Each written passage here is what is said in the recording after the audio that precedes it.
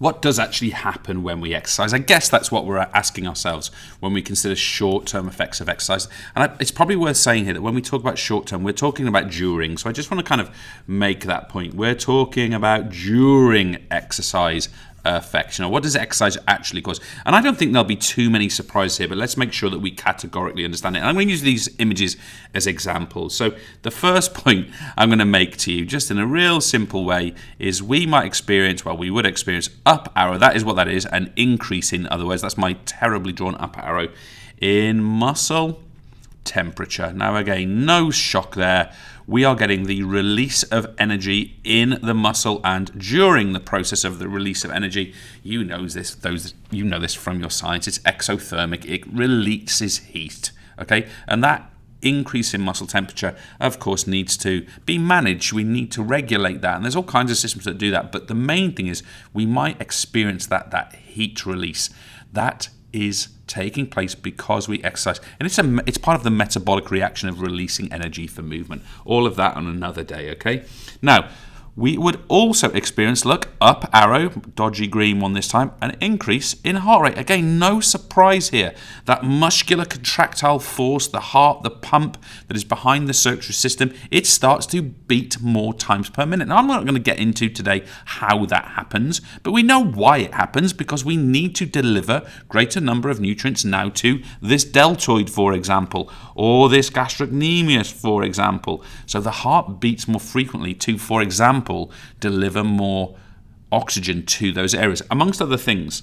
Now, let's take it a bit further. We also experience, or performers experience, an up arrow, an increase again, God dear, in SV. This is our stroke volume. Remind yourself, stroke volume, the volume of blood leaving the heart, or specifically the left ventricle, per contraction. Now, so that goes up, by the way. Now, we also know that if we have a greater stroke volume, a greater heart rate, what does heart rate times stroke volume equal? We get an up arrow, here we go, an increase. Do you know what's coming? In cardiac output. Now, I'm going to write this one out, cardiac output, just to show I'm not completely lazy to do so, but this cardiac output is literally SV times heart rate. So if this goes up and this goes up, of course, the quantity of blood leaving the left ventricle, leaving the heart per minute increases. Of course it does. Now, this one's that's a bright pink. We also get what we call the redistribution. Cool, that is bright. The redistribution, I've never seen such a bright pink. The redistribution of blood flow. Now, by blood flow, we could simply replace the words blood flow with cardiac output, actually. So if you want to do that, feel free. But we get the redistribution of blood flow. Let's just think about this a second. Now, we've got this performer here. When she is at rest, okay, her heart and her vascular system, sort of the arteries, and we call smaller ones arterioles. Another day I'll explain that to you. But they distribute the blood reasonably evenly through the body. So, for example, during exercise, during rest, quite a lot of blood gets delivered to the stomach for things like digestion.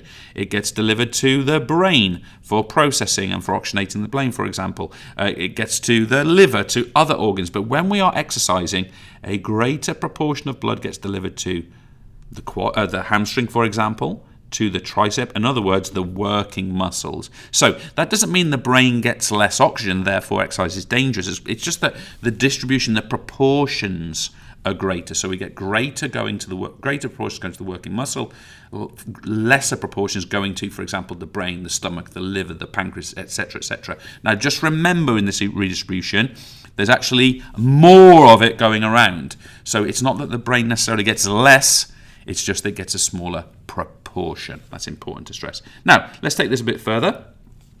We get, not surprisingly, an increase in respiratory rate. So just let's reflect on that term a second. What do we mean by respiratory rate? It literally means the number of breaths per minute, okay? So at rest, I'm breathing